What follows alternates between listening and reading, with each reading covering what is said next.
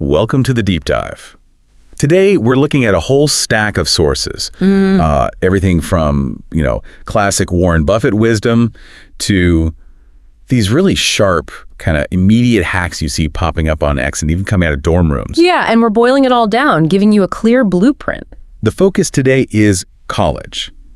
But not just like getting a degree. We're talking about using it as a real launchpad. Exactly, a high-octane launchpad. The sources, they pretty much all agree you've got to see these years as, well, maybe your best shot to build real financial freedom, get that entrepreneurial thing going. And build some solid confidence, too. Not just unshakable confidence. Yeah. And look, we're not getting bogged down in the sort of one-off headlines or trends. This is about the timeless stuff.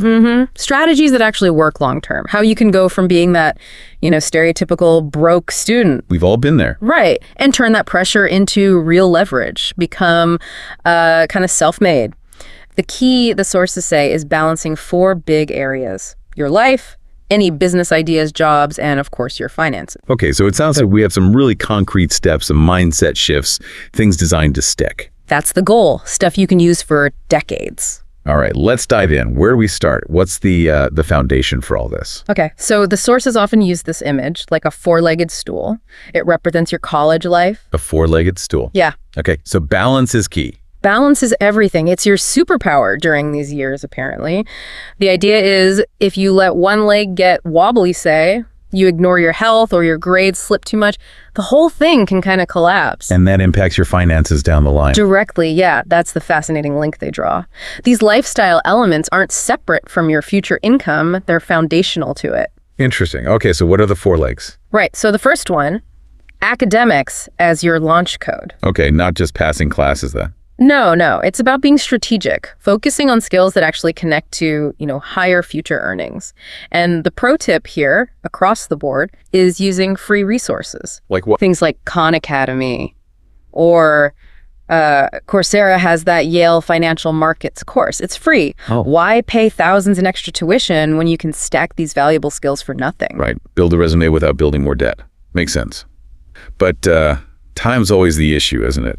Which brings us to the second leg. Exactly. Leg number 2, social life as networking gold. Ah, the one that often gets labeled procrastination. Yeah, but the sources argue it's essential if it's focused. So not just random parties, but joining specific clubs, maybe like an Actus, the social entrepreneurship one, right, or a finance society. So that dorm meeting isn't just pizza. It could be finding a co-founder. Could be. Or your first investor, who knows? It ties back to what Buffett said. Oh, the one about your life progressing in the direction of the people you hang out with. Yeah, exactly that. The people that you work with, that you admire, that become your friends, it's kind of brutal, but if you only surround yourself with people happy to stay broke... That's probably where you'll end up. Okay, tough, but fair. Yeah. But you can't network if you're exhausted. Which leads perfectly to leg 3, health as your secret weapon. This one's non-negotiable. Sleep, I'm guessing. Big time. Being sleep deprived just tanks your mental ROI, your return on effort. Aim for like 7 to 9 hours and actually use the free campus gym. That free gym membership is probably the best deal you'll ever get. Totally. And there was this quote from a scaling entrepreneur. His top tip wasn't funding. It was enjoy life plus stay healthy. Yeah. You can even use apps like Habitica to gamify it, make it stick. Okay, academics, social networking, health. What's the 4th leg? Has to be money. Got it. Money mindset from day one. This underpins everything we're talking about. And yeah, the stats are grim. Like 70% of students graduating with what, $30K in debt? Around that, yeah. It's a heavy start. But the point is, you can flip the script. It starts with tracking meticulously. Apps like Mint or YNA. Yeah, exactly. YNA, you need a budget that's a good example of zero-based budgeting, which just means every single dollar you get has a job assigned to it before you spend it. Rent, food, books, savings. Everything. It forces control, and you need that discipline, like, right away. Okay, that's a lot to juggle. Academics, networking, health, budgeting. How do you actually manage it all week to week? The sources have a ritual for that. The Sunday reset. Sunday reset. Tell me more.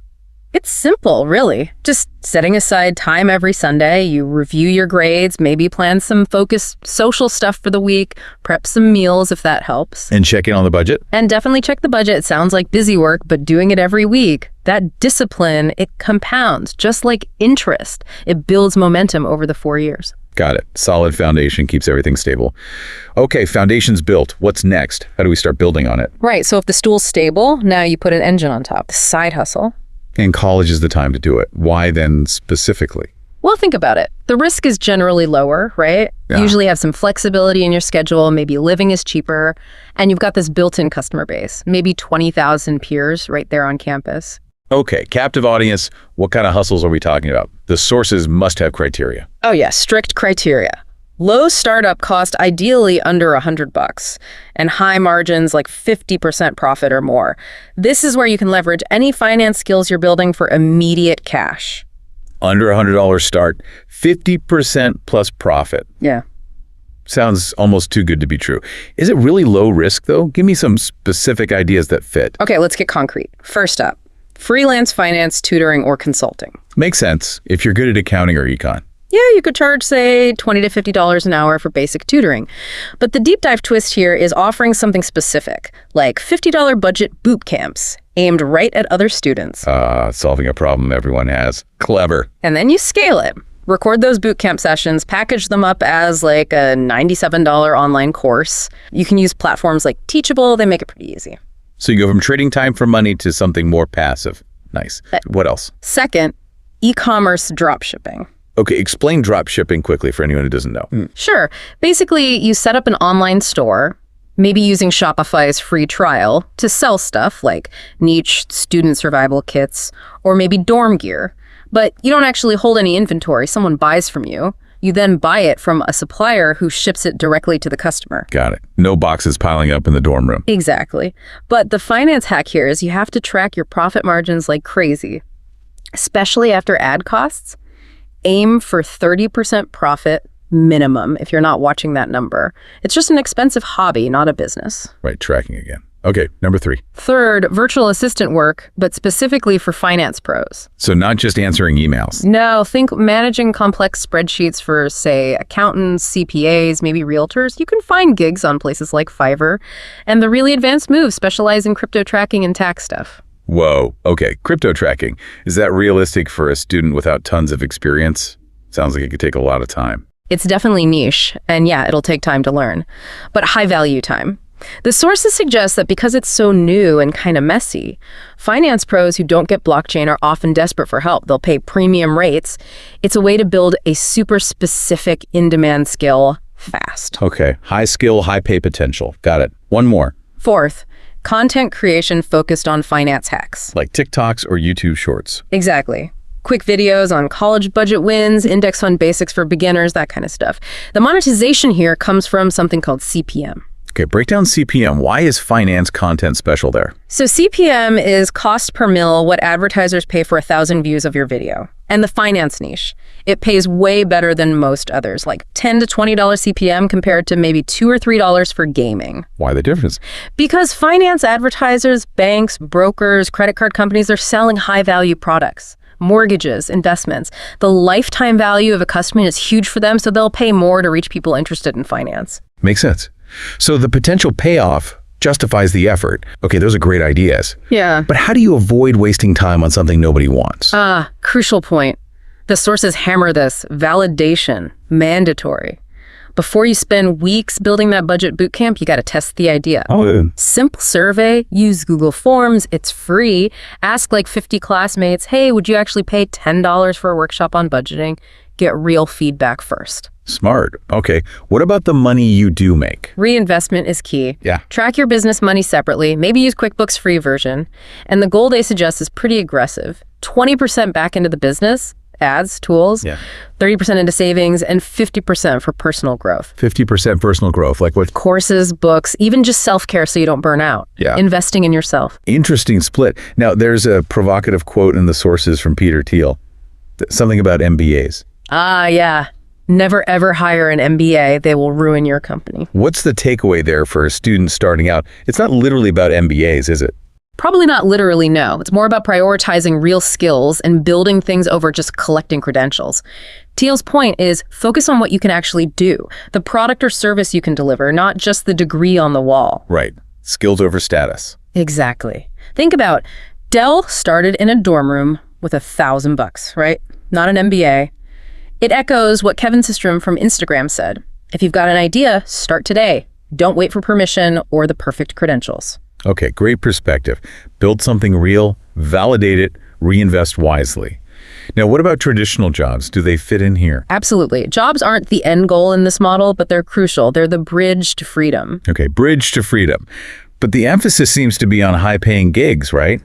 Aiming for like $25 plus an hour, not just the campus coffee shop average of $15. Exactly. And ideally, jobs that also build valuable resume skills at the same time. You want that double benefit, good pay and experience. So what kind of part-time jobs fit that description? Well, finance internships are a big one. Think local credit unions, maybe even bigger places like the World Bank, if you can swing it.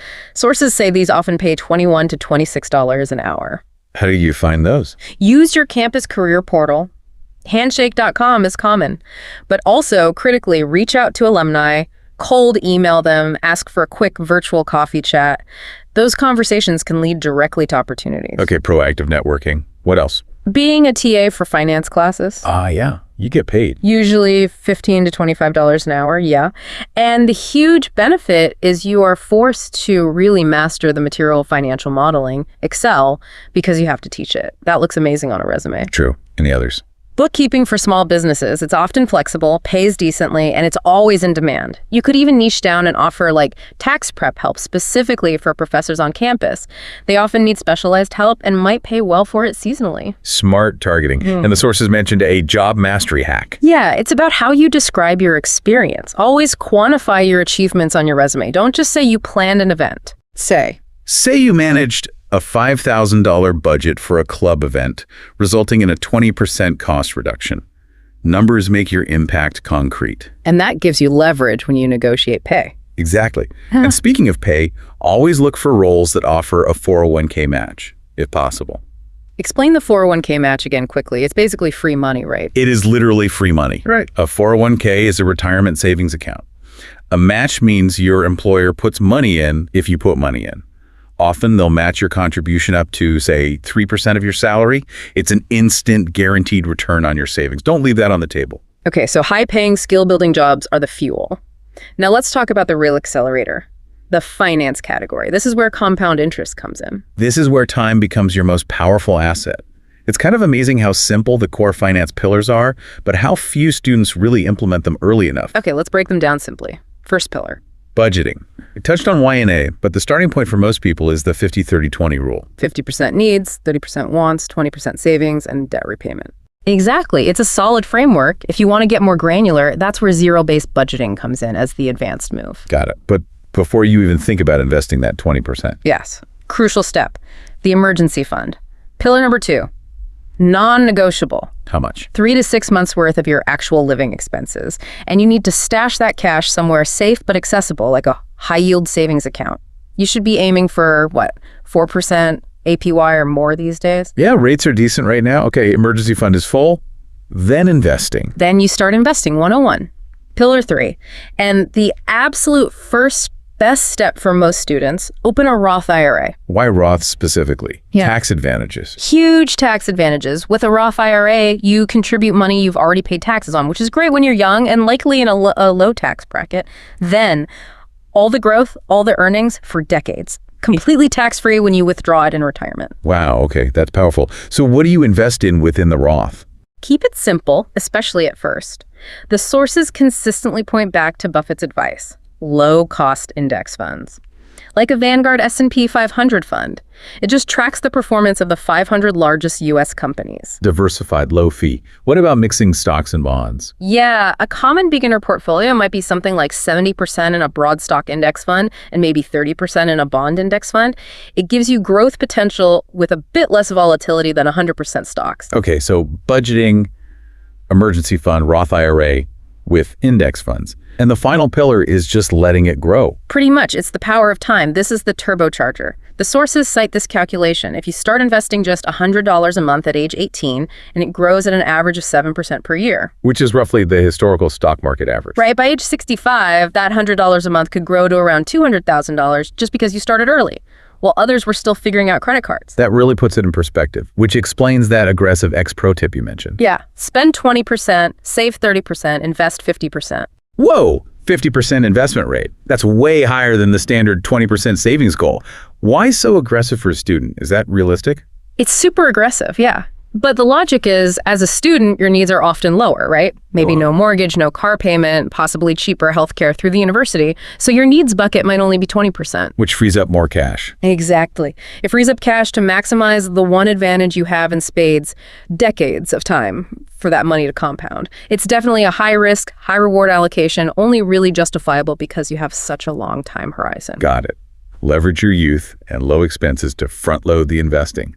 Powerful stuff. Okay, foundation, hustles, jobs, finance. Right. What about the long game?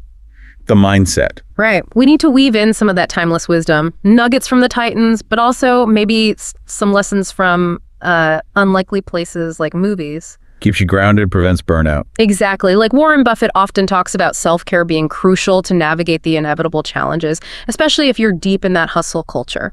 And Arianna Huffington's point fits the four-legged stool perfectly, doesn't it? Totally. Success is not the key to happiness. Happiness is the key to success.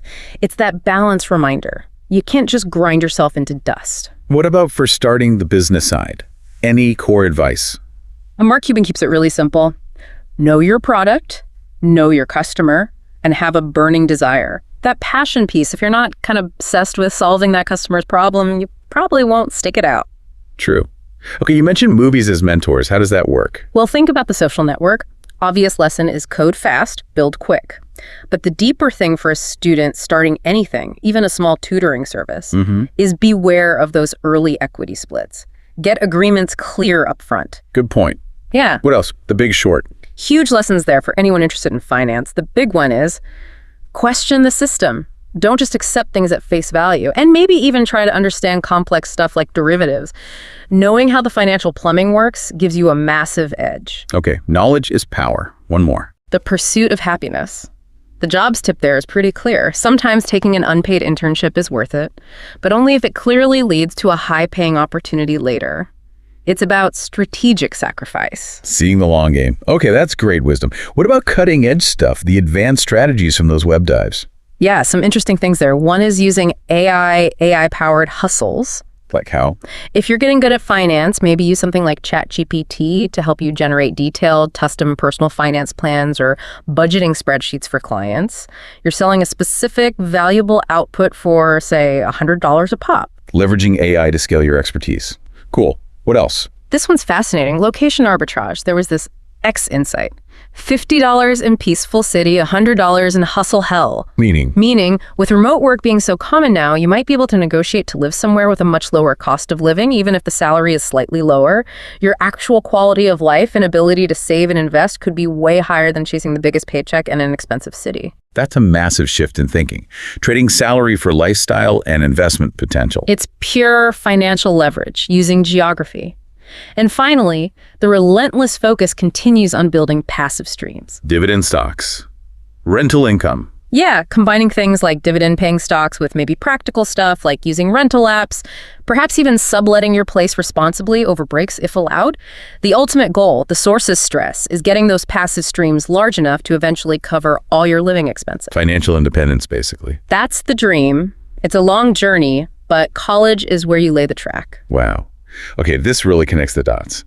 Lifestyle choices, hustles, jobs, finance. It's all one integrated system for building wealth starting right now in college.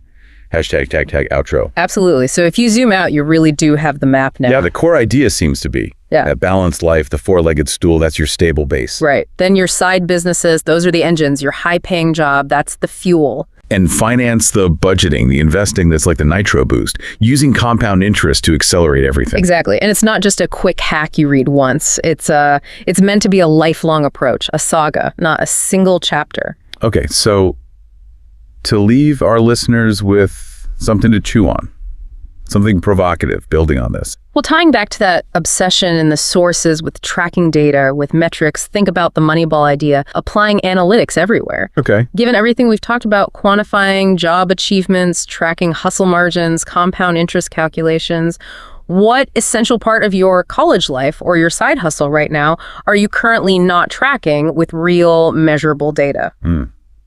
Could be anything. Sleep hours affecting grades, networking efforts leading to actual opportunities, profit per hour on a hustle. Exactly. What aren't you measuring? And the provocative question is, how would starting to track that specific thing potentially maximize your return on investment, whether that investment is time, money, or effort? That's a great challenge.